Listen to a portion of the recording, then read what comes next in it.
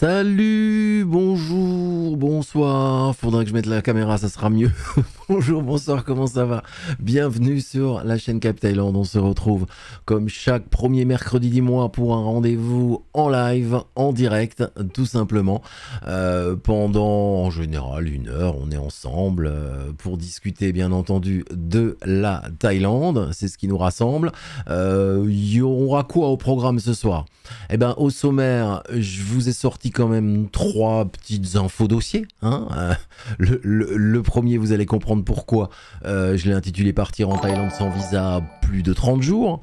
Puisque pourquoi? Parce que merci à Fex. Merci à Fex, ça s'affiche sur mon écran là. Merci à Fex qui a fait le premier super chat ce soir. Merci à lui. Il lance le combat ce soir. On va le voir, on le retrouvera en tête de la liste tout à l'heure. Oui, je vous disais au sommaire donc ce soir un premier petit dossier, partir en Thaïlande sans visa plus de 30 jours parce qu'il y a quelque chose qui m'a hérissé les poils, que j'ai vu un article pourtant d'un média français sur la Thaïlande dont j'avais beaucoup de respect, mais là ils me déçoivent un peu. Donc petit dossier là-dessus. Ensuite, il y aura un dossier, là c'est carrément l'ambassade de France en Thaïlande qui a suggéré ce dossier, qui est les arnaques immobilières en Thaïlande, puisqu'ils mettent en garde l'ambassade, eh oui. Et puis on terminera par une expérience personnelle. Vous me parlez souvent de l'histoire des banques, ouvrir un compte en banque en Thaïlande. Et ben là, on a j'ai l'expérience personnelle de Thaïlande en amour. Et puis vous allez voir, vous allez être peut-être surpris, parce que c'est pas forcément la banque à laquelle on s'attend qui l'a choisi. Je vous saurai tout à l'heure. Voilà. Alors avant cela, avant que tout le monde arrive, il y a une 50aine de personnes en ligne quand même déjà, mais avant que tout le monde arrive, tiens, une petite info, si je la retrouve, qui est tombée aujourd'hui là, dans un média thaïlandais, c'est des statistiques d'Agoda. Agoda, hein, c'est le booking thaïlandais, enfin booking asiatique, on va dire, mais que vous devez connaître bien entendu, qui a fait beaucoup de bien quand on allait en Thaïlande avec, à l'époque, du fait qu'il fallait être confiné à l'hôtel pendant la pandémie. Donc Agoda proposait des packages dès le début. Et bien là, en fait, ils ont dévoilé, Agoda, les 5 destinations les moins chères de Thaïlande. Alors attention, c'est une moyenne qui est faite, hein, mais vous trouverez peut-être moins cher que ce qu'ils proposent, mais en fait, ils ont fait des moyennes, et dans les moyennes, bizarrement, alors vous allez me dire si ça vous étonne ou pas, c'est la ville de Khon Kaen, la capitale de l'Isan, Khon Kaen, qui offre les tarifs de chambre les plus compétitifs, selon hein, le vendeur en ligne de chambres d'hôtel Agoda. Donc pour Agoda, le tarif moyen d'une chambre à Khon Kaen sur la plateforme Agoda est de 1030 bahts. Donc ça fait un peu moins de 30 euros. 1030 bahts par nuit. Voilà. Alors, comme il a fait un classement des 5, je vous donne les 4 autres. Donc derrière Khon Kaen, il y a Surat Thani. Attention, c'est pas l'île de Koh Samui, hein, je pense pas. Ça doit être la ville de Surat Thani. Il y a Nakhon Ratchasima, il y a Udon Thani et il y a Atthai en numéro 5. Donc Atthai, c'est dans l'extrême sud de la Thaïlande. Avec Korat et Udon Thani et Khon Kaen qui est en tête, la région de l'Isan est quand même bien représentée. Hein. Je sais pas ce que vous en pensez, mais quand même bien représenté. Voilà. Alors ça vaut ce que ça vaut, hein, mais en tout cas pour Agoda, c'est les 5 destinations, on va dire, les moins chères. Alors ils disent touristiques forcément, hein, si vous prenez une nuit au fin fond du nord de la Thaïlande, dans une toute petite ville, vous trouverez peut-être moins cher. Mais là, c'est des moyennes, ils ont calculé le prix moyen, on ne sait pas trop comment ils ont calculé, mais bon, c'est pas grave, ça leur permet aussi de communiquer un peu, hein, Khon Kaen. Alors surtout qu'Agoda, en plus, ils proposent des idées de sortie, je crois, en même temps. Sur leur site, suivant la ville que vous choisissez. Voilà, c'était la page pub d'Agoda. Alors, en parlant de... Non. Alors, en parlant de quoi? En parlant de sujets, je vais attaquer directement les sujets, parce qu'il va y avoir du monde là maintenant. Voilà, une soixantaine, c'est bien, 60 personnes en ligne, j'aime bien ce chiffre-là. Avant de démarrer le premier sujet, je voulais faire un petit clin d'œil à qui? Un petit clin d'œil à Ola Bébé. Ola Bébé, en direct du Canada, qui vient de faire un super chat. Et ben voilà, il s'affiche à l'écran, qui vient de faire un super chat. Merci à Ola Bébé pour son don à la chaîne. Je vous ai dit, c'est Fex qui a lancé les super chats et c'est parti pour ce soir, pour aider la chaîne, bien entendu, et je vous en remercie beaucoup. Alors, après j'irai dans le chat, hein, bien entendu, hein, puisque je vous l'ai mis dans la vignette, il y a des sujets, et puis après, il y a les discussions dans le chat, et je discuterai avec vous, et on parlera éventuellement de sujets qui vous intéressent, ou des questions qui sont dans le chat. Mais avant, je voulais démarrer avec ça.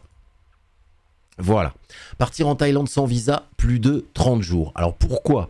Ça fait quelques semaines hein, que je vous parlais de la fin des fameux 45 jours offerts si vous partez sans visa. Donc avec une exemption de visa, vous arrivez, on vous tamponnait jusqu'au 31 mars. Donc encore récemment, on tamponnait à l'arrivée en Thaïlande 45 jours d'autorisation de rester sur le territoire. Depuis le 1er avril, on est repassé au fameux 30 jours qui était la norme avant cette offre spéciale qui a duré 6 mois quand même. Ce qui m'a gêné, c'est donc un article, je vais le citer quand même, hein, c'est un article de Gavroche. Gavroche Thaïlande, c'est des journalistes quand même qui travaillent bien, donc c'est pour ça que ça m'étonne un peu, et je suis un peu même déçu d'en parler, mais je voulais vous en parler quand même, parce que, alors, ils ont fait un article un peu bizarre par rapport à ce 45 jours, 30 jours, qui est sorti hier, l'article.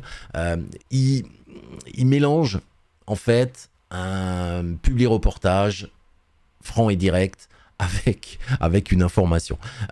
Donc, si encore ils mettaient assez gros que c'est un publi-reportage, pourquoi pas. Mais en plus, même si c'est un publi-reportage, pourquoi pas, hein, imaginons. Il y a dans ce publi-reportage, parce qu'en gros, ils disent maintenant, on peut plus partir plus que 30 jours, donc si vous voulez partir plus de 30 jours, contactez une agence de visa qui vous fait le visa en ligne, hein, type Action Visa, type Rapid Visa, type Connect Visa, enfin voilà. Donc ils vous disent, bon, pourquoi pas jusque là. Sauf que même dans le texte, il dit que depuis la réduction de la durée d'exemption de visa, les Français, alors ça concerne les Belges aussi, hein, ou les Suisses et les Canadiens, les Français ont besoin d'obtenir avant leur départ un visa pour la Thaïlande. Le visa est délivré sous forme de d'e-visa après une procédure fastidieuse sur ordinateur.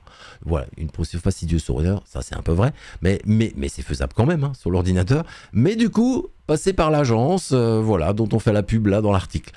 Ce qui me dérange, c'est que c'est pas la seule solution. C'est ça qui me dérange. C'est quelqu'un qui veut partir plus de 30 jours, il peut faire un visa. C'est peut-être la formule la plus rassurante de faire le visa de 3 mois en fait. Hein, c'est la formule la plus rassurante, vous partez, vous n'avez pas de soucis, pour partir, vous arrivez là-bas, il n'y a pas de soucis. Au bout, on arrive, on vous tamponne 60 jours d'autorisation de rester sur le territoire, et puis après, vous pouvez le prolonger 30 jours, c'est compris dans le visa, donc prolonger de 30 jours, il faut juste payer 1900 bahts, mais vous prolongez de 30 jours et vous pouvez rester 3 mois.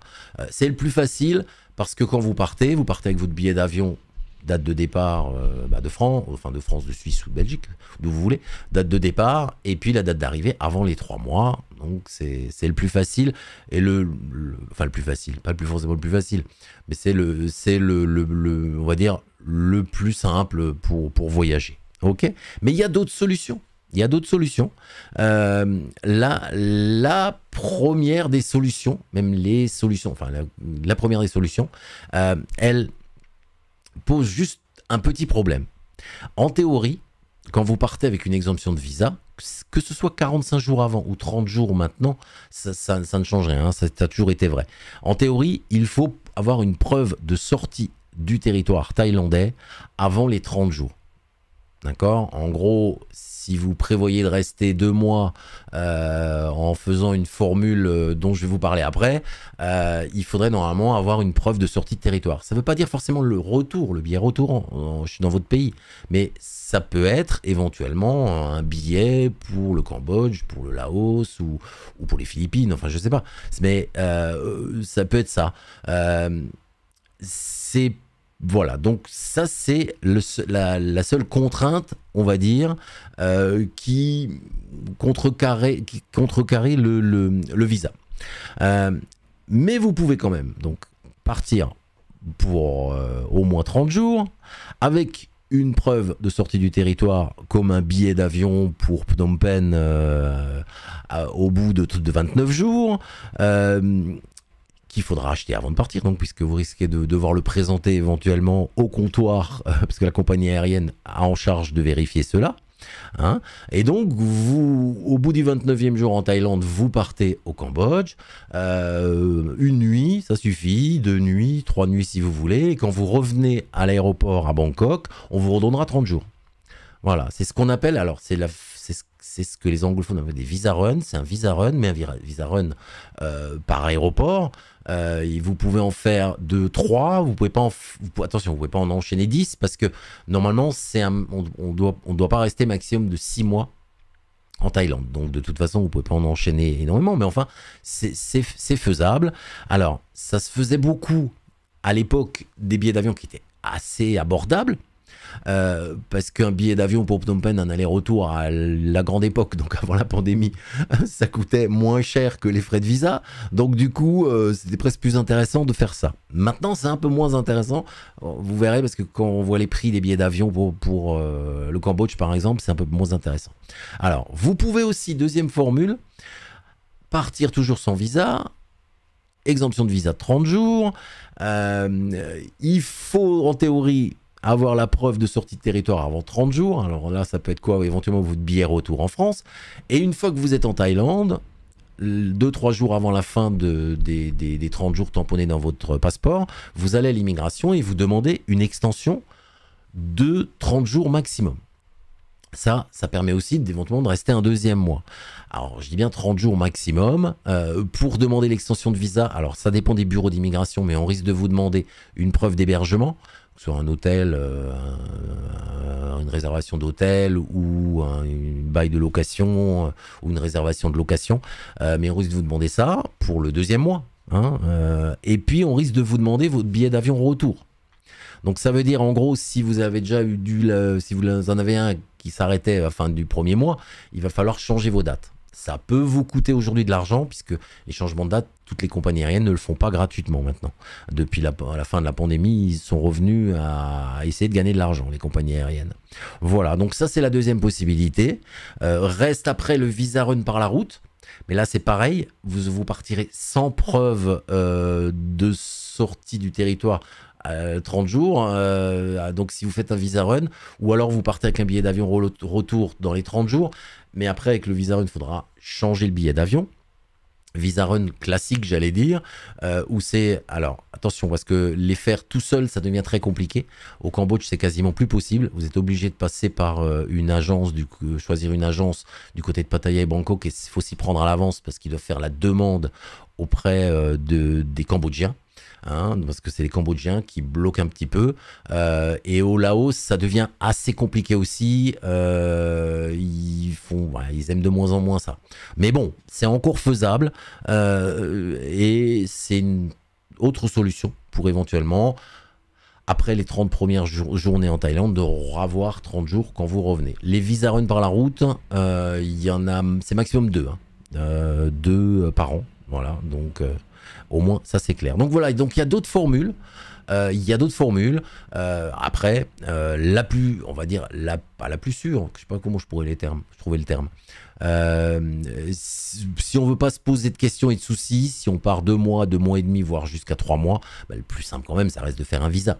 On est d'accord. Hein. Le visa, vous pouvez le faire. Alors, il y a un tuto, ils disent que c'est fastidieux dans l'article pro agence de visa. Oui, c'est un peu fastidieux, je dis pas ça, mais c'est faisable. Il y a un tuto, vous recherchez dans la chaîne Cap Thaïlande, j'ai fait un tuto, c'est faisable quand même, c'est faisable de chez soi. Faut s'y prendre un peu plus tôt à l'avance, hein, pour si vous y prenez 1 mois à l'avance, vous regroupez tous les documents, normalement c'est faisable aussi, mais il y a peut-être des gens qui vont me dire qu'ils l'ont fait eux-mêmes et qu'il n'y a pas eu de problème. Voilà pour ce premier petit dossier. On enchaîne avec le deuxième. L'ambassade de France, dites-moi, qui informe à la fois les touristes et à la fois les résidents français qui sont en Thaïlande et qui habitent en Thaïlande. Alors, en fait, pourquoi ils ont lancé cette mise en garde sur le site de l'ambassade de France en Thaïlande, hein, c'est public. Pourquoi ils ont lancé cette mise en garde par rapport aux arnaques immobilières? Ben, tout simplement parce qu'il y a des plaintes qui ont été déposées en France. C'est-à-dire que c'est la justice française qui a saisi des plaintes déposées dans le cadre d'arnaques subies par des ressortissants français en Thaïlande, hein, puisque, alors je rappelle, là ça concerne vraiment la France, vous me direz, c'est peut-être, vous allez peut-être me dire dans le chat, c'est pareil au Canada, c'est pareil en Suisse et c'est pareil en Belgique, tant mieux, parce que en fait, si un ressortissant français est victime d'une escroquerie à l'étranger, l'affaire peut relever de la compétence en fait de la justice française, puisque la loi pénale française en fait est applicable à tout crime commis par un Français ou par un étranger hors du territoire de la République lorsque la victime est de nationalité française au moment de l'infraction. Donc, vous voyez. Donc là, c'est des gens qui ont a priori déposé des plaintes en France, et c'est pour ça que l'ambassade fait ce petit rappel. Alors, il y a deux escroqueries, on va dire, à l'investissement immobilier. Une escroquerie à la location, enfin, c'est pas plus compliqué de vous parler d'escroquerie, mais on va parler de location quand même. La première escroquerie, c'est a priori la plus courante en Thaïlande, c'est l'escroquerie foncière. Hein, en fait, il faut savoir que alors surtout les nouveaux projets, quand vous postulez pour un nouveau projet en Thaïlande, c'est-à-dire qu'il y en a tout le temps, hein, des nouveaux projets, des projets à venir, le promoteur, en général, déjà il n'a pas le permis de construire, ça faut le savoir, il l'a jamais, quand il commence à commercialiser, il n'a jamais le permis de construire, mais en plus des fois, il est même pas encore propriétaire du terrain. Ça, oui, c'est possible. Ça arrive. En Thaïlande, ça arrive. Donc, alors, si, parce que c'est comme au casino, en fait. Si jamais il a suffisamment de réservations et s'il arrive à vendre, à prévendre ou à vendre suffisamment d'appartements très rapidement, en général, tout suit derrière. C'est-à-dire le titre de propriété et le permis de construire. Mais ça peut arriver aussi, ça peut arriver qu'il y ait des personnes mal intentionnées qui falsifient carrément des titres fonciers, voire des identités de propriétaires réels pour pouvoir vendre des biens en fait qu'ils ne possèdent pas. Ils me disent qu'ils vont construire une résidence là, mais en fait ils ne la construiront jamais en gros. Bon, ça peut, pour l'ambassade, c'est assez courant en Thaïlande. La deuxième escroquerie, là, c'est l'escroquerie à l'investissement. Ce qu'ils appellent l'escroquerie à l'investissement, c'est quoi? Là, il s'agit en général de promesses de rendement élevé en contrepartie d'investissement. C'est la grande affaire qui a concerné beaucoup de Français, et c'est là qu'il y a eu des dépôts de plaintes, notamment en France, et sur l'île de la Réunion, je crois beaucoup. C'est la fameuse affaire du promoteur nordique qui avait beaucoup de résidences du côté de Pattaya. Il en a aussi à Phuket, à Koh Samui, je crois. Il en a même fait, il n'a pas fait aux Philippines ou au Cambodge également. Donc là, l'idée de ce promoteur, mais ça existe dans d'autres pays, hein, même en France. L'idée, c'est qu'on vous investisse dans un appartement et il y a des semaines où il est laissé au promoteur qui peut éventuellement le louer. Et puis dans ce cas-là, il y a un rendement les gens récupéraient tous les ans un certain pourcentage de l'investissement. Le problème, c'est que quand ça fonctionne plus, ce système-là, ils peuvent plus verser les rendements. Il y en a d'autres qui parlent de rendement les 5 premières années. Et ça, c'est d'autres projets un peu différents, c'est-à-dire qu'ils vous disent achetez l'appartement, les 5 premières années, on vous donne, je sais pas, 5 ou 10 ou 15% par an. Alors, il faut déjà vérifier le tarif parce que des fois, le tarif est un peu gonflé. Et après, eux, ils ont une autre méthode, c'est-à-dire que eux, ils partent du principe, c'est un peu la pyramide de Ponzi, c'est-à-dire qu'ils partent du principe que les premiers pour toucher leur fameux pourcentage la première année, on va dire, bah, c'est les ventes de la deuxième année qui vont faire, et ainsi de suite, pour pouvoir rembourser un peu ces fameux pourcentages. Là aussi, méfiance, hein. De toute façon, quand en général il y a des contreparties d'investissement avec surtout des chiffres, et en Thaïlande, moi j'ai vu des chiffres de 15-20%, hein. Ils disaient qu'il y a 15-20% de plus-value sur l'investissement, alors que l'appartement au final reste à vous, hein. Donc c'est un peu, c'est pas très, enfin bon. Donc voilà, c'est la deuxième escroquerie, c'est celle à l'investissement. Donc si vous voyez des annonces avec des retours d'investissement et des intérêts versés pendant 1 an, 2 ans, 5 ans, méfiez-vous quand même. Comparez déjà les prix, vous verrez, parce que l'autre, il y a aussi une arnaque qui était de gonfler les prix. Après, ils peuvent vous reverser de l'argent s'ils gonflent les prix par rapport aux autres. Enfin, la troisième escroquerie dont parle l'ambassade de France, c'est escroquerie ou de faire attention. De faire attention même quand vous louez un appartement, hein.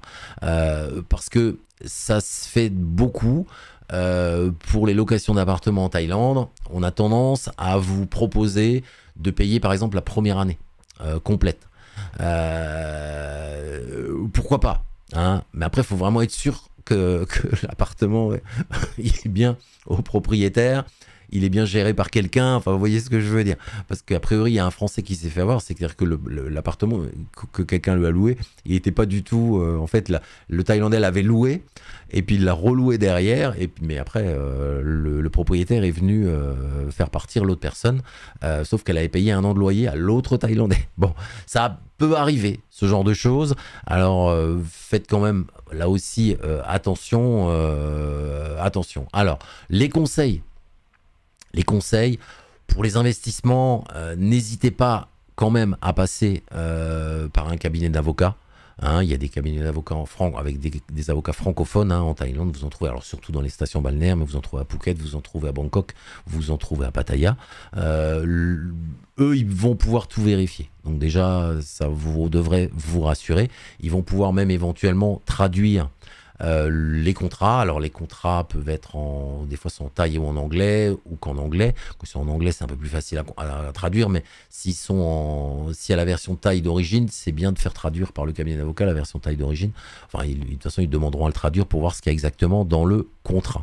Voilà, donc ça, c'est des frais en plus, mais ça permet d'éviter, on va dire, les ennuis après. Voilà, tout simplement. C'était le deuxième sujet, je pense qu'il y a des réactions dans le chat, on y reviendra. Je vais terminer avec mon troisième sujet. Donc là, alors attention, qui est une expérience personnelle, hein, parce que là, forcément, il y en a qui vont dans le chat qui vont dire « Ah oui, mais moi, je suis passé par cette banque, là, il n'y a eu pas de problème. » Il n'y a pas eu de problème. Mais là, vous allez voir l'histoire. Alors surtout que ce qui est intéressant, c'est que l'histoire, elle ne se passe pas ni à Chiang Mai, ni à Phuket, ni à Pattaya, même pas à Bangkok. Elle se passe à Udon Thani, en Isan, hein. Donc pour ouvrir un compte, hein, alors on va reprendre les bases. La théorie, la théorie en Thaïlande, normalement pour ouvrir un compte dans une banque thaïlandaise de nos jours, il faut un justificatif de domicile que logiquement on devrait demander pour qu'il soit officiel à l'immigration, même s'il y a des banques qui acceptent a priori comment dire, pour des propriétaires de maisons d'appartements qui acceptent le petit livret là, mais en théorie il faudrait le demander à l'immigration, la justification de domicile. Il faut normalement aussi un papier de l'immigration qui en gros vous autorise à ouvrir un compte, a priori, qui vous autorise à ouvrir un compte, et normalement l'immigration donne ce papier que aux gens qui ont des visas long stay. C'est-à-dire qu'ils ne devraient pas le donner, en théorie, ils ne devraient pas le donner à des gens qui ont des visas. Après ça dépend du bureau d'immigration, ça va dépendre des banques également. Hein, vous savez comment c'est en Thaïlande, c'est pas toujours très clair et très carré. Mais enfin bon, je reviens sur l'histoire de notre ami. Alors c'est le pseudo, je sais pas s'il est là parce qu'il a des petits soucis. D'ailleurs, je souhaite un bon rétablissement à sa femme thaïlandaise qui a des petits soucis médicaux en ce moment. Donc c'est Thaïlande mon amour qui est souvent avec nous dans le chat. Donc lui s'est installé du côté d'Udon Thani. Et il a un visa, donc long stay, donc il n'y a pas de problème, non-haut, il n'y a pas de souci, il a tout ce qui va bien pour ouvrir un compte dans une banque thaïlandaise. Donc dans un premier temps, il allait se renseigner à la Bangkok Bank, parce que la Bangkok Bank, c'est celle dans les forums et tout que les expats conseillent le plus. C'est celle qui va le mieux pour un expatrié. Bon, bah alors il y allait là-bas. Il allait là-bas. Ils lui ont dit en premier renseignement, donc il y a quelques semaines, hein, en premier renseignement, qu'il lui ouvrait un compte, pas de problème, s'il souscrivait quand même une assurance vie de 5000 bahts par mois aux bénéficiaires de son épouse. Bon. Je ne sais pas trop pourquoi il demandait ça, mais bon, il lui demandait ça. Ok. Quelques semaines ont passé, là il dit il faut quand même que je m'y mette et que j'ouvre mon compte. Il retourne à la Bangkok Bank, donc c'est à Central Plaza, je crois, à Udon Thani. Il retourne là-bas avec son épouse Thaï. Et là, le gars de l'agence du Bangkok Bank lui dit ok, on peut ouvrir le compte tout de suite, mais il faut que vous fassiez un dépôt de 100 000 bahts. Alors donc là, il a reculé de 3 mètres et est reparti. Il a dit bah, je vais réfléchir, hein, et il est allé dans une agence, Krunskrip Bank, hein, vous voyez, c'est les banques de couleur jaune en Thaïlande, qui elle est au centre commercial Bixi, donc c'est un peu moins luxueux.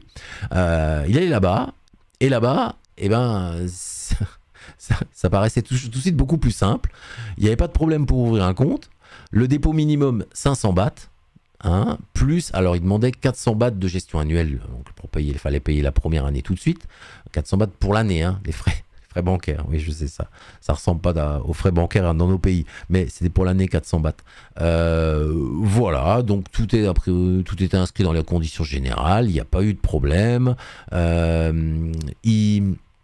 Alors, ils ont demandé aussi son passeport ou son identité par rapport s'il avait prévu de faire des virements depuis la France, ce qu'il a fait. Voilà, donc maintenant il fonctionne avec son application, tout se passe bien. Voilà. Donc je voulais juste vous dire que des fois, en Thaïlande, même avec soi-disant, avec les retours des expatriés comme quoi la Bangkok Bank offre les meilleurs services, bah, on peut trouver d'autres services dans une autre banque qui est un peu moins connue, mais enfin il y en a beaucoup quand même en Thaïlande, hein, de ces banques, les banques jaunes, hein, il y en a beaucoup.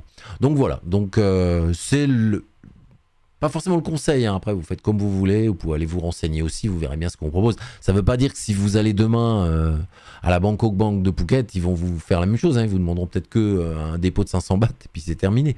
Donc voilà, mais c'est juste un retour d'expérience. Alors si vous aussi vous avez des retours d'expérience de ce type-là, vous n'hésitez pas, hein. Il suffit de m'envoyer un mail, hein, à contact@capthailand.com. Ben voilà, j'ai fait mes 3 sujets. On a passé la première moitié de l'émission. Maintenant, pour ceux qui aiment moins les questions-réponses dans le chat, eh ben, c'est la fin pour vous. Pour les autres qui aiment bien, eh ben, vous pouvez rester avec nous parce que j'enchaîne directement. Je vais faire juste une pause. Allez, une petite pause pour désaltérer parce que j'ai quand même parlé depuis 30 minutes.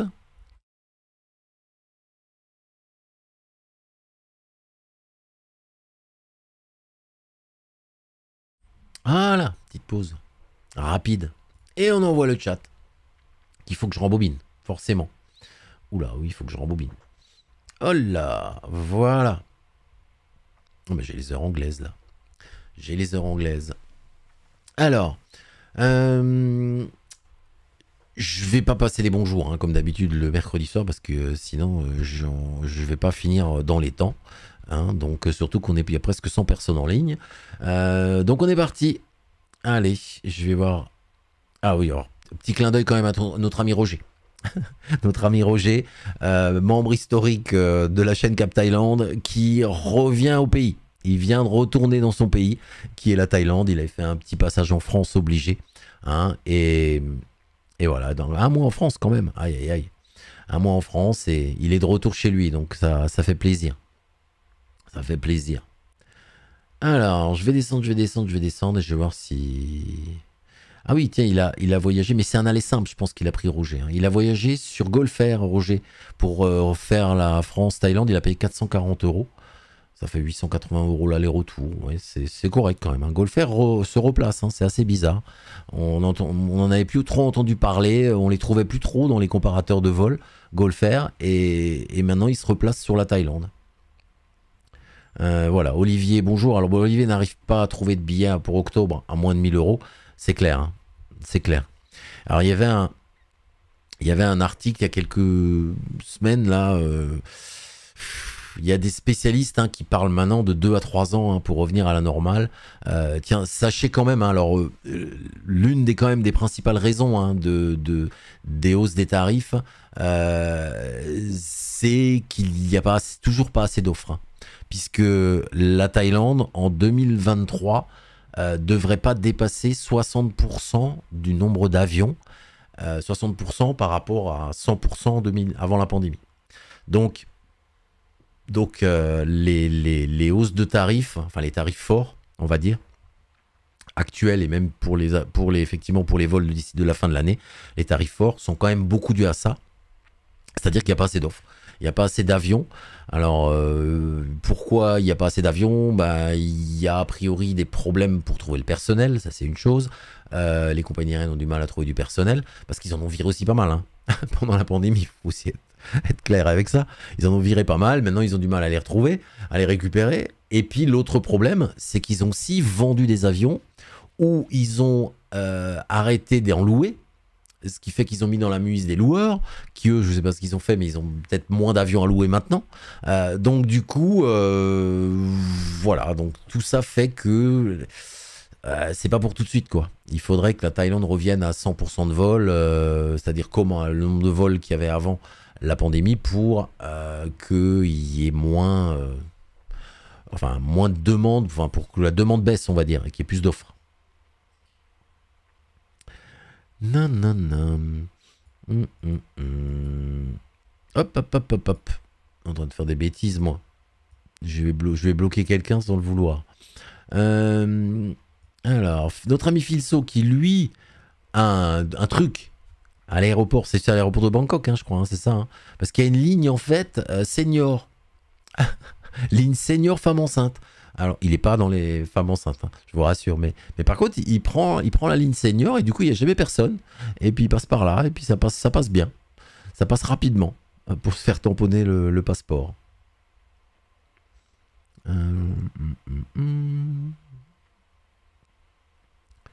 Non, non, non. FX. Ah, FX aussi. Alors là, FX, faut que tu m'expliques. Toi, tu passes aussi par la ligne réservée aux moines, aux femmes enceintes et aux VIP. Donc, t'es quoi? T'es dans quelle zone? T'es dans quelle catégorie? Quand t'arrives, s'ils te demandent dans quelle catégorie, tu dis quoi? Roger. Ok. Ah, c'est une détruit son voyage.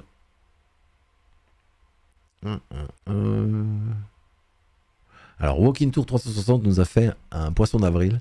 Moi, j'en avais pas, hein, dans mes infos, je vous l'ai dit. Hein, c'est pas des poissons d'avril que je vous ai donnés. Hein. Mais Walking Tour 360, il a dit: quelle est cette loi qui impose le retour des preuves de vaccination pour le 10 avril pour rentrer en Thaïlande? Je sais que c'est voté, mais bon. Et après, il dit: c'est un poisson d'avril. Il n'y a plus de restrictions, hein, de vaccination. Hein. Pour le moment, en tout cas. Pour le moment. Pour le moment. Salut Romain. Romain qui donne aussi une info. Il y a ce soir, alors ça c'est pour les Français, ou pour ceux qui ont W9, peut-être que les Suisses à la frontière l'ont, je sais pas, ou les Belges. Romain qui dit que sur la chaîne W9 ce soir, 21h05, il y a les routes, la série Les routes les plus dangereuses du monde. Je sais pas si vous l'avez déjà vu, mais c'est pas mal, c'est bien fait, hein, en général, comme documentaire. Et là, ça concerne la Thaïlande. Voilà, donc si ça vous intéresse, il n'y a pas de problème. Et entre-temps, parce que là, je vous dévoile, mais entre-temps, on arrive au début de l'émission, hein, si vous voyez l'heure en anglais, là. On arrive au début de l'émission et au premier message début de l'émission. Et il y a le deuxième modérateur ce soir, puisque le premier, c'était FX, dont je vous ai parlé. Et ben, le deuxième est arrivé, Shitimoto, donc 2 modérateurs ce soir. Attention, c'est le grand luxe, hein. C'est le grand luxe. Ah, Louis-Philippe, il a une question qui me vient. Salut Kobe. Salut Kobe, le retour, ouais. Salut, j'espère que tu vas bien Kobe. Hola bébé, encore merci pour ton super chat. Ça fait plaisir. Mais il l'a pas posé sa question, Louis-Philippe, si. Oui, il y a une question qui lui vient, mais il l'a pas posée.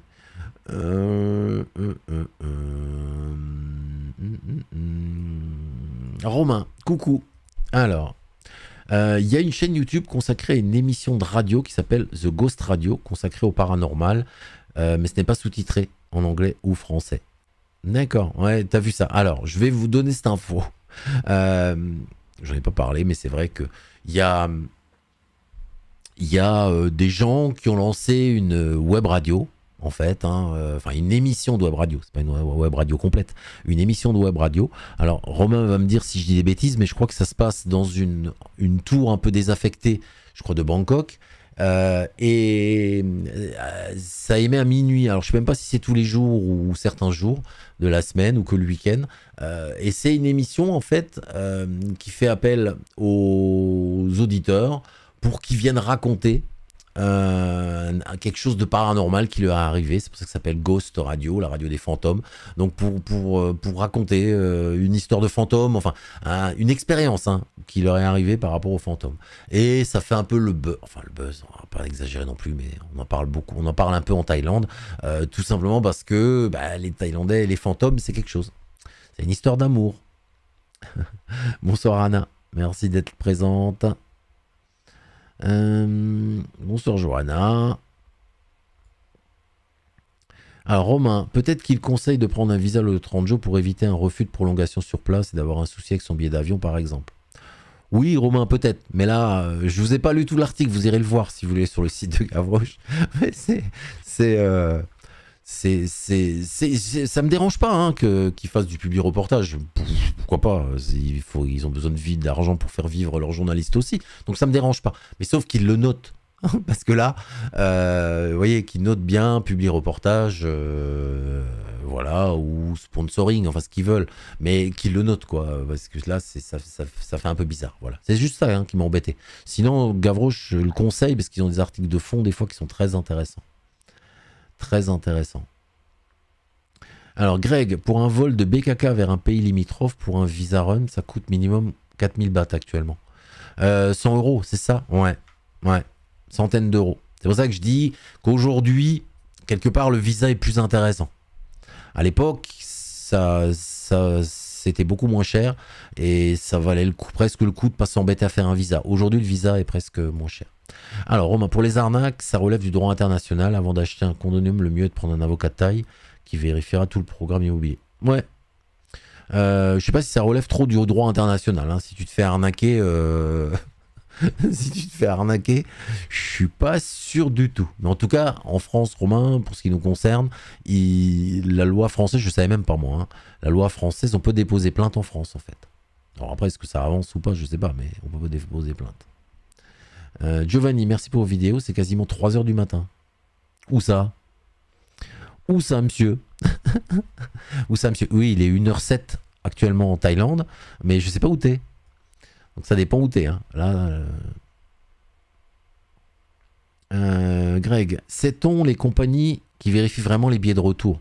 Car en 15 jours avec Thai et Emirates, on ne m'a jamais rien demandé, mais peut-être qu'ils ont l'information sur l'écran. Alors Greg, en fait, en théorie, toutes les compagnies, enfin, ils doivent pas forcément le demander, parce que si tu as un aller-retour, je dis une bêtise, mais si tu es dans les clous, c'est-à-dire si tu pars de ton billet de départ et le 1er juin et que ton retour est le 25 juin, ils vont pas te demander, puisque en fait, eux, le retour, souvent, ils le voient à l'écran, ils savent quand tu reviens. Tu vois ce que je veux dire? Donc normalement, ils ont même pas à te le demander. Mais s'ils le demandent, c'est éventuellement s'ils voient sur l'écran par contre que tu as un billet Emirates, Paris-Bangkok le 1er juin, Bangkok-Paris le 15 juillet. Là, ils risquent de te le demander. Ou elle va regarder carrément dans ton passeport, puisque tu leur as remis ton passeport. Mais c'est là où elle va te demander. Sinon, ils le voient de toute façon. Ils le voient. Mais en fait, Alors, il y a peut-être des oublis aussi, hein, parce qu'il y a des fois des gens qui m'ont dit qu'ils n'ont rien demandé, et qui sont passés comme ça. Il y a aussi quelqu'un qui m'a dit qu'il leur a dit, au guichet à l'aéroport au départ, qui leur a dit oui, mais là-bas, je prendrai un bus, je sais pas, pour quitter la frontière. Et il est réussi à passer. Mais en théorie, vous savez comme ça marchait comme ça avec le Covid. Hein. C'est le même système, c'est que les pays en fait envoient aux compagnies aériennes leurs réglementations. Et si jamais il y a quelqu'un qui arrive comme ça et que la Thaïlande a envie de l'expulser parce qu'il n'a pas de visa et qu'il a son retour 45 jours après, eh ben, c'est aux frais de la compagnie aérienne. C'est pour ça que les compagnies aériennes en fait font ça. Hein. C'est juste pour pas avoir des frais derrière en cas où quoi. Maintenant, j'ai jamais entendu quelqu'un qui même en Thaïlande parce que je sais même pas s'ils vérifient en Thaïlande à l'arrivée.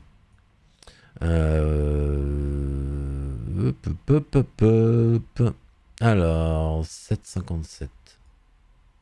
Hop. Hop, je reviens en arrière, hein, vous inquiétez pas. C'est juste qu'il y a eu un saut de chat. Dom, bonjour. Désolé, j'ai les petits enfants ce soir, t'es en retard. C'est pas grave. C'est pas grave. Et puis ça va pas forcément tes petits enfants, ça va pas forcément les intéresser, hein, ce que je raconte.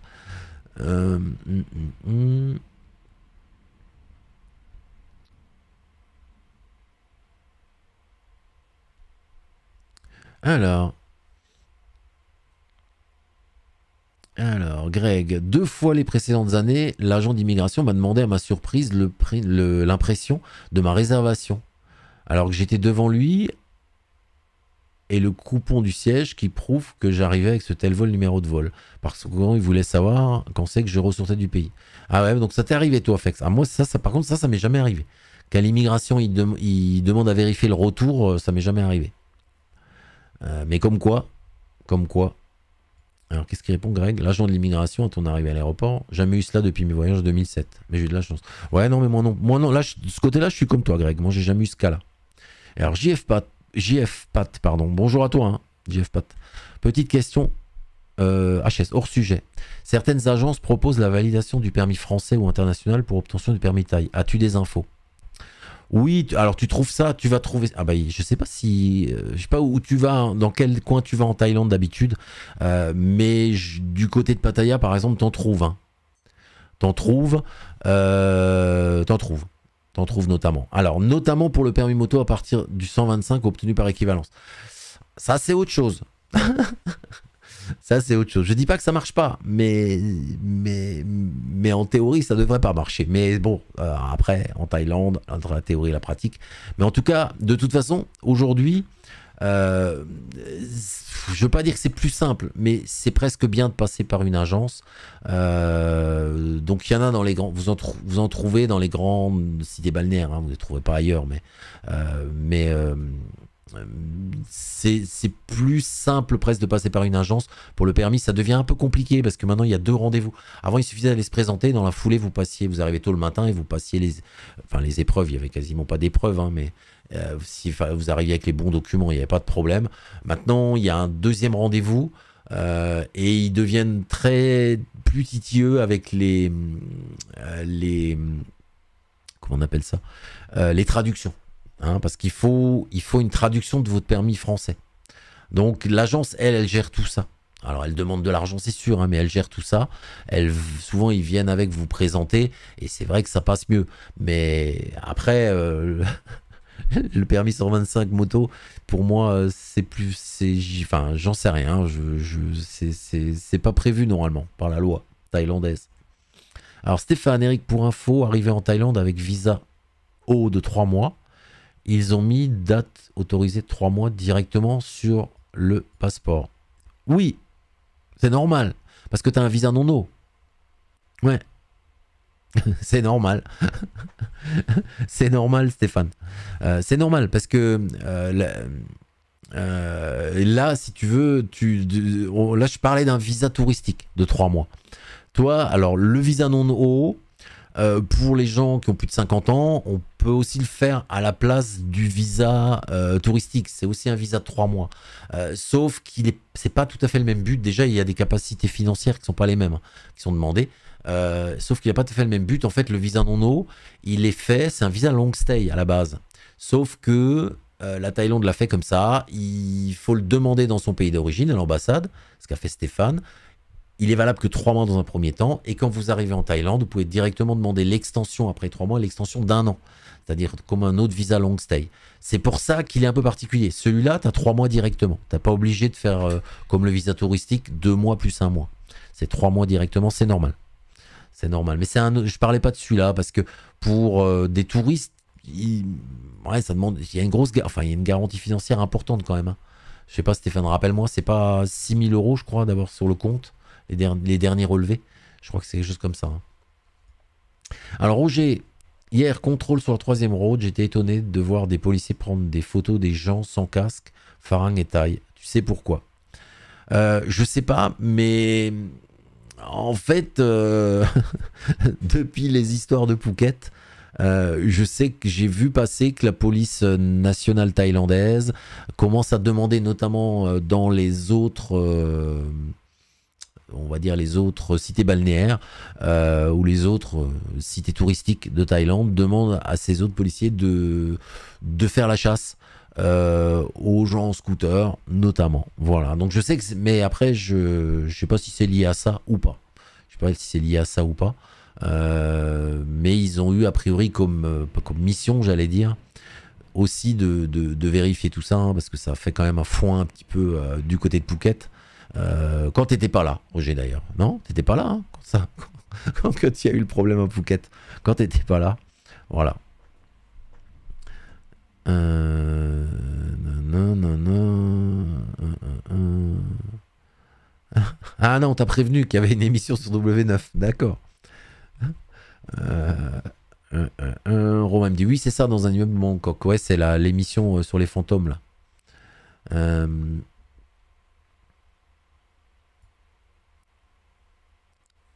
D'accord. Et Shimodo, il nous met le résumé, le résumé du programme TV pour l'émission sur W9. Roger. Alors, JF Pat, oui, c'est possible, mais ça coûte 9000 bahts. 2 jours à l'auto-école, bon courage, tout en taille. Le plus simple, passer par un traducteur agréé qui s'occupe des tampons. À l'ambassade, 5000 bahts. Ouais, c'est c'est traduction qui est assez chère, quoi. En fait, qui est devenue chère. C'est plus aussi simple hein, de se faire valider son permis comme ça. Stéphane, je suis arrivé le 12 mars avec un visa de 3 mois. Je vais faire ma demande visa retraite au service immigration. Je peux déposer mon dossier maintenant ou attendre une date plus éloignée. Attends, le 12 mars, 12 avril, 12 mai. Je crois qu'ils acceptent. Alors, ça dépend, toujours pareil, ça dépend des centres d'immigration. Je sais pas où tu es à Bangkok. Ça dépend où tu es. Suivant les centres d'immigration. Mais tu peux déjà aller leur demander. Tu peux aller leur demander les papiers dont tu auras besoin, qui vont te demander. Tu peux demander à quel moment tu as besoin de te présenter. Ça dépend des centres d'immigration. Souvent pour les long stays, certains centres, ils demandent un mois avant. Alors, je parle pas du bureau d'immigration de Khon Kaen, mais si vous êtes par exemple à Chiang Mai ou à Jomtien, du côté de Pattaya, ou même à Phuket, des fois ils demandent de présenter le dossier assez tôt. Donc, va leur poser la question, en fait. Enfin, dis-moi où t'es d'abord, dans quel coin, mais sinon, va leur poser la question. C'est plus facile de poser la question en anglais dans une cité balnéaire qu'en Thaï dans un bureau d'immigration d'Isan. Kobe, pour réserver le billet d'avion, vous réservez combien à l'avance? Là, je sais plus quoi te dire. Hein. 6-8 mois, il dit chez Modo. Je sais plus quoi te dire, Kobe, parce que les prix d'avion là sont devenus tellement chers. Avant, quand on réservait au mois de mars ou avril pour décembre, ça valait le coup parce qu'on voyait que les prix il y avait des prix intéressants. Maintenant, alors ils vont peut-être monter encore les prix, j'en sais rien, mais là, on a l'impression que tout est déjà cher. Donc je sais pas.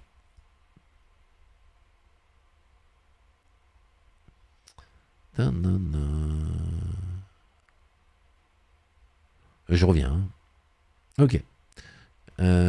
Stéphane, j'espère que j'ai à peu près répondu à ta question. Qu'est-ce qu'il dit, Romain? Le plus tôt possible pour le billet d'avion. 80 en ligne, ça fait plaisir. C'est un live qui reprend.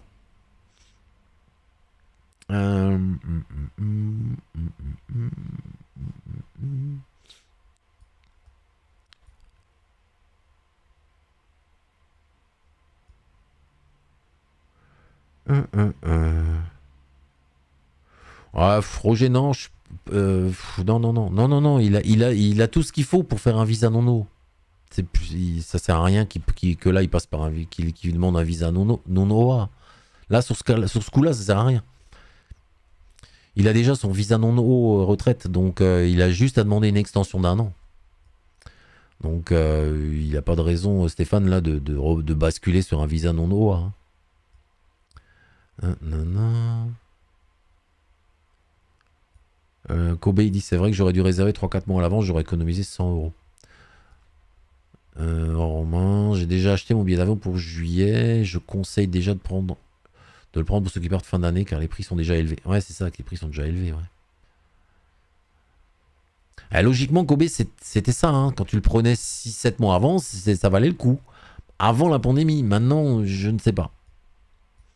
Moi, j'utilise jamais utilisé de VPN. Non, je peux pas te dire.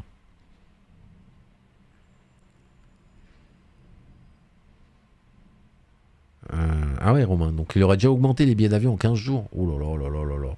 Greg, si je prends un visa touristique de 2 mois et compte le prolonger de 1 mois, penses-tu que je peux directement réserver mon vol pour quitter à la fin du 3e mois? Oui, Greg.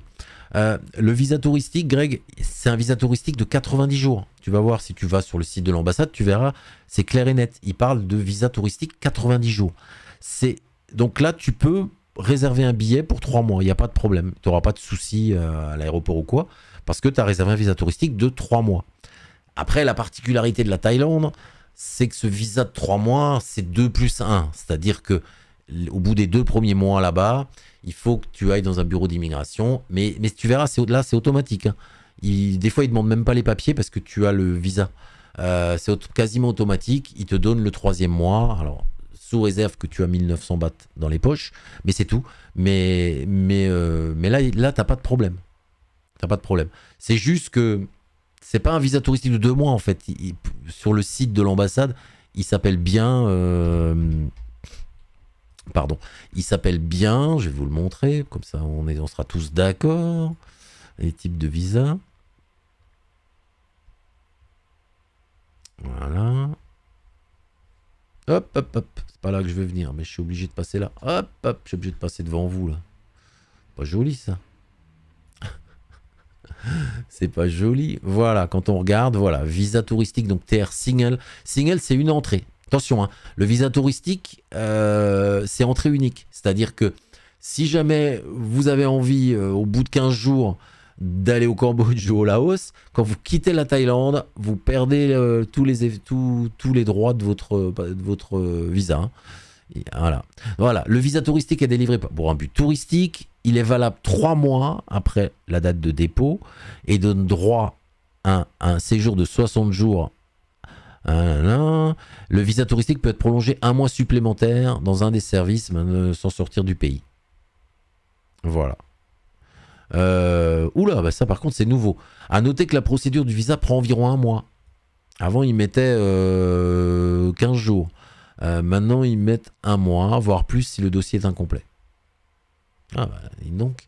Alors ça devient plus long à l'ambassade. Hein. Je vous rappelle que même si vous faites l'e-visa, attention c'est important, si vous faites passer par le e-visa, enfin c'est obligatoire, tout le monde est obligé de passer par le e-visa, que ce soit vous une agence, avec le système e-visa, c'est l'ambassade dont vous dépendez qui va traiter votre dossier.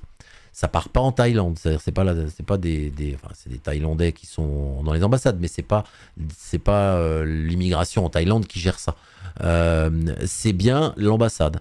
Donc si l'ambassade elle met là par exemple prend environ 1 mois, c'est qu'ils ont plus le personnel a priori pour suivre. Donc et en cette période de l'année c'est assez bizarre.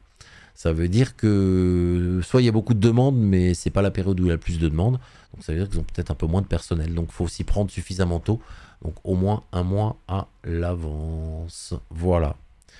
Mais t'as pas de problème pour le visa, c'est un visa de 80, c'est un visa, voilà, c'est un visa touristique à la base de 3 mois. Parce que comment dire, parce que l'extension est automatique, c'est pour ça. Non. Il y a une légère baisse de prix, Romain, pour septembre, mais entre octobre et février, les prix restent aux alentours de 1000 euros. Ouais, 1000 euros, c'est à peu près la norme en ce moment, hein, j'ai l'impression. Beaucoup de gens parlent de 1000 euros. Beaucoup de gens parlent de 1000 euros. Oula, mais j'ai raté un bout là. Ah non, mais ah non, non, non, non, non, non, non, non, non, non. Non, non, non, non, non, non, non. Non, non, non. Vous parlez beaucoup de billets d'avion hein, et de tarifs.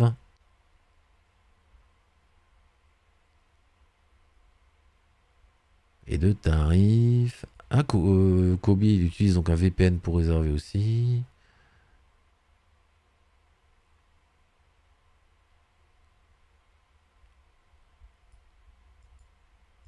Hop, hop, hop.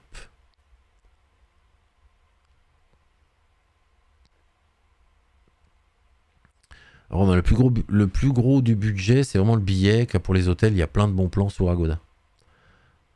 Ah, c'est sûr qu'aujourd'hui, ouais, après ça dépend toujours combien de temps vous restez hein, en Thaïlande. Mais c'est sûr que pour les courts séjours, les moyens séjours, on va dire, hein, ça devient le billet d'avion prend une grosse place maintenant. Pour février 2024, les prix sont pas inférieurs à 850 euros. Ouais, pour l'instant, ça baisse. Moi, je dis, c'est pas amené à baisser tout de suite. Hein.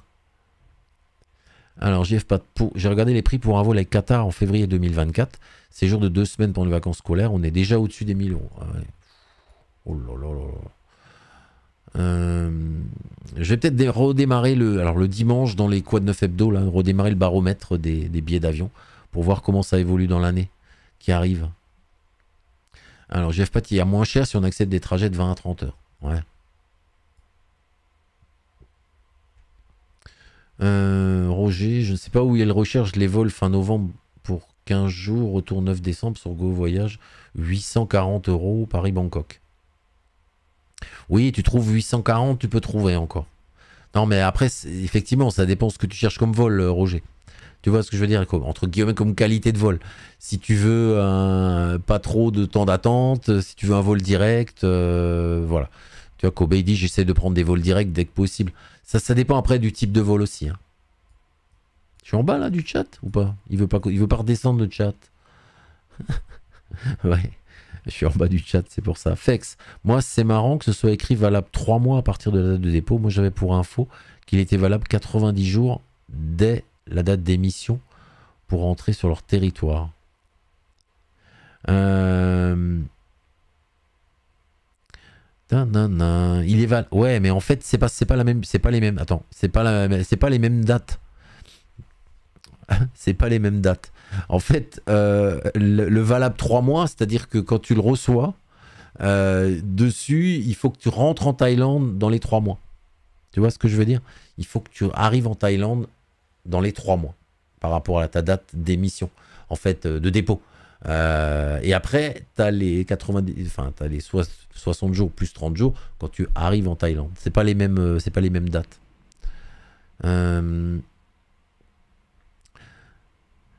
Non. Dernière question. On arrive déjà à la fin de l'émission? Sans déconner. Ah oui, ça va faire 1 heure qu'on est ensemble. Ah oui, tout à fait. Roger, Captail. Il manque Land. Roger. Dis-moi. Tu sais que quand... Tiens, Roger, tu sais que quand t'étais pas là, j'ai fait une annonce spéciale pour toi. Je vais finir avec ça comme ça, l'émission. J'ai fait une annonce spéciale pour toi parce que, alors j'ai plus la date en tête là, mais c'est au mois d'août prochain au stade national de Thaïlande à Bangkok. Il va y avoir la finale qui va opposer le champion de France 2023 de Ligue 1 contre le vainqueur de la Coupe de France 2023. Et ça va se passer chez toi à Bangkok. Enfin, pas chez toi à Bangkok, mais chez toi en Thaïlande, dans le stade à Bangkok. Donc je me suis dit que tu pourrais réserver une place. Non? Ça serait sympa que tu vois les Français jouer. Bon, ça risque d'être PSG, peut-être Nantes, peut-être Lyon. Bon, pas l'OM, hein, puisque je crois qu'ils sont fait sortir de la Coupe de France par Annecy.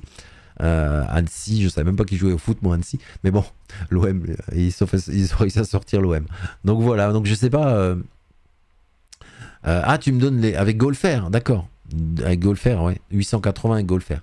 Ouais. Non, mais Golfer sont. Vérifie Golfer. Allez sur leur site si vous cherchez des vols.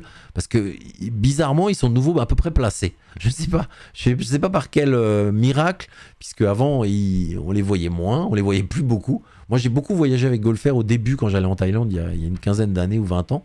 J'ai beaucoup voyagé avec Golfer et à un moment, ils avaient des prix hallucinants. On n'arrivait plus à passer. Enfin, genre, ça devenait beaucoup trop cher de passer par eux. Et puis là, depuis la fin de la pandémie, ils reviennent, Golfer. Donc je sais pas. Je sais pas. Ah, tu vas pas voir le PSG, Roger? Mince. Bon, ils sont pas encore champions, hein, PSG. Je te dirais. Enfin, tu dois suivre le championnat. Ils sont pas encore champions. Ils ont que 6 points d'avance et ils perdent match sur match. Mais c'est bête. Pour une fois que c'est en Thaïlande, Roger. Tu pourrais faire un effort quand même. Pour une fois que c'est en Thaïlande, hein, de cette finale. Je sais plus comment ça s'appelle. Je l'avais annoncé juste pour toi. Juste pour toi. Voilà. Après, pour nos amis suisses, j'ai vu qu'ils organisaient le championnat d'Europe de foot féminin prochainement. Et donc, mais bon, le football en Suisse, c'est important aussi. Hein. C'est important. Voilà, on finit par parler football. Je vous souhaite... Stéphane... Ah, t'es à Konkaen, d'accord. Ah, donc ton... Ben voilà, tu me réponds, hein, Stéphane. T'es à Konkaen. Donc ton bureau d'immigration, Stéphane, il est à Konkaen. Ok. Ben vas-y faire un saut. T'as quelqu'un qui parle thaï près de toi ou pas? Parce que je suis à Konkaen, je suis pas sûr qu'il y ait forcément des très bons traducteurs. Mais t'as peut-être quelqu'un qui parle thaï.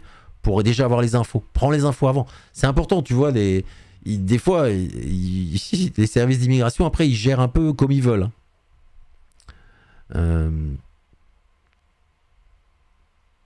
Kobe, aller en Thaïlande pour regarder le PSG. Non, mais Kobe, je lui demande pas d'aller en Thaïlande à Roger. Il vit en Thaïlande, c'est pas pareil. Je lui demande... Tu m'as mal compris. Je ne vous demande pas d'aller en Thaïlande voir le PSG. Hein. C'est juste que il vit en Thaïlande. Donc il voit les matchs à la télé, donc les matchs des équipes de France. C'est pour ça que je lui dis ça.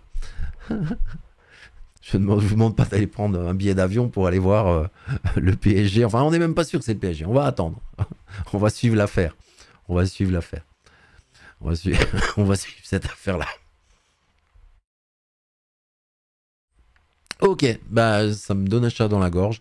Je vous souhaite en tout cas une bonne soirée sur la chaîne Cap Thaïlande. Je vous dis à très très très bientôt. Merci d'avoir été nombreux à suivre ce live. On se retrouve prochainement forcément hein, sur la chaîne, hein, alors en public dès dimanche avec le prochain Quad 9 Hebdo, hein, diffusion à 11h heure française ou maintenant il faut que je ne mette pas les pédales, ou 16h heure thaïlandaise puisqu'on a eu le changement d'heure. Ça c'est pour le prochain rendez-vous public et puis pour les membres du club Cap Thaïlande on se retrouve bien sûr dès ce samedi pareil à la même heure 11h heure française pour un nouveau live VIP. Voilà, bonne soirée à tous. Bonne soirée à tous et à très très très bientôt. Je cherche le bouton pour couper en fait. Voilà, je l'ai retrouvé. J'ai retrouvé mon bouton pour couper. Salut à tous, à bientôt. Ciao.